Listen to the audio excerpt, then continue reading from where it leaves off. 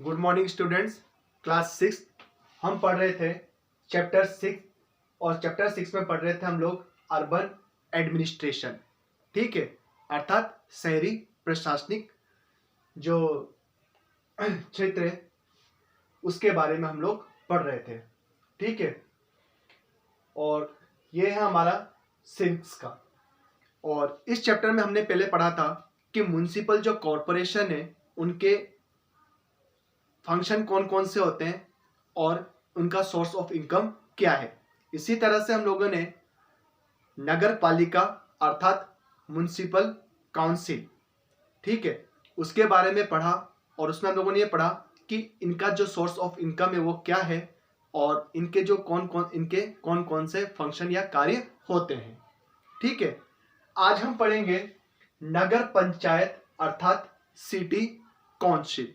ठीक है, अब देखो कि जिस तरह से आपके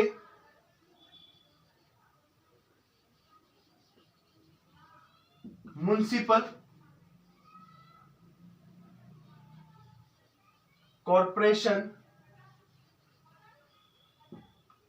और म्युनिसिपल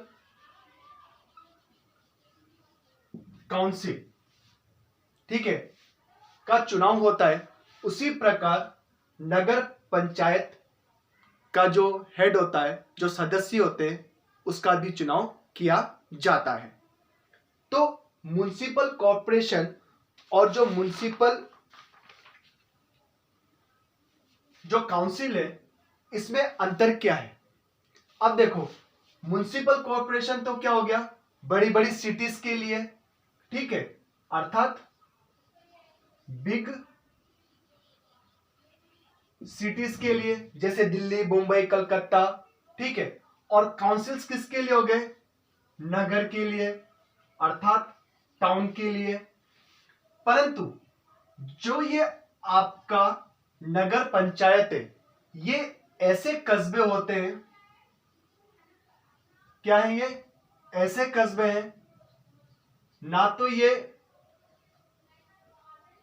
गांव होते हैं और ना ही ये क्या होते हैं, शहर होते हैं। ठीक है, ना तो ये गांव है और ना ही ये क्या है, शहर है।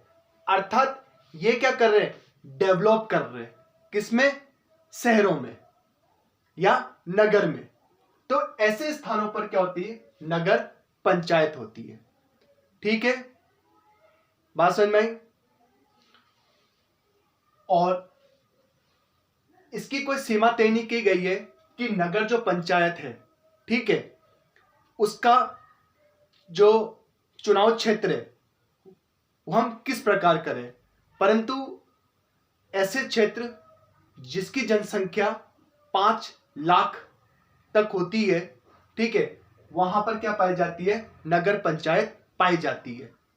और ये ऐसे क्षेत्र होते हैं जो अंडर डेवलपमेंट प्रोसेस होते हैं। मतलब ये क्या होते हैं कि आपके विकास की प्रक्रिया के अंदर होते हैं। ठीक है, बात समझ में आई। फिर इसके बाद में आता है इनका फंक्शन, कि इनका कार्य क्या है। ठीक है, इससे पहले हम ये पढ़ते हैं कि इनका फंक्शंस क्या है, क्या कार्य करते हैं। तो इनका फंक्शन क्या है, looking after the maintenance of roads. इसका मतलब कि जो नगर पंचायत है वो अपने क्षेत्र में रोड बनाने का कार्य करती है। ठीक है, providing sanitation and water supply. और जो ये नगर पंचायत है वह स्वच्छ पानी और आसपास साफ सफाई रखने का भी कार्य करती है।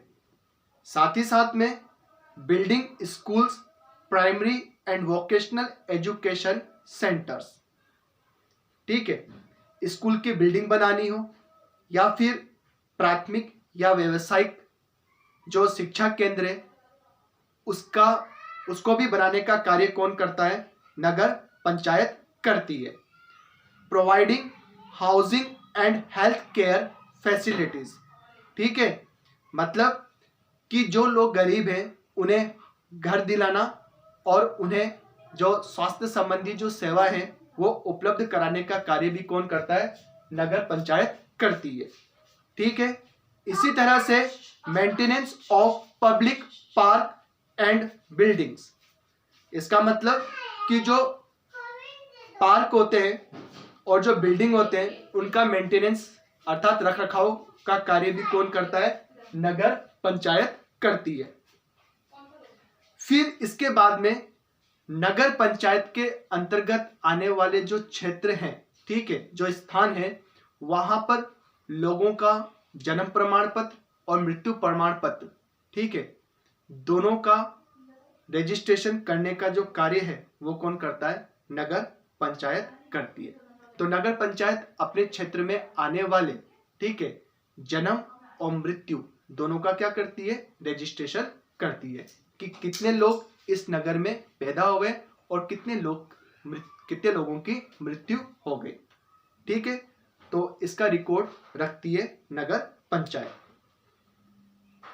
फिर इसके बाद में बात करते हैं हम सोर्स ऑफ इनकम। अब देखो कि जो नगर पंचायत है ये ना तो शहर है और ना ही गांव है, अर्थात ये क्या है? अंडर डेवलपमेंट प्रोसेस में है। ठीक है, अर्थात विकास की प्रक्रिया में है। तो ऐसी स्थिति में यहां पर क्या होगा? पैसे की ज्यादा आवश्यकता होगी। ठीक है।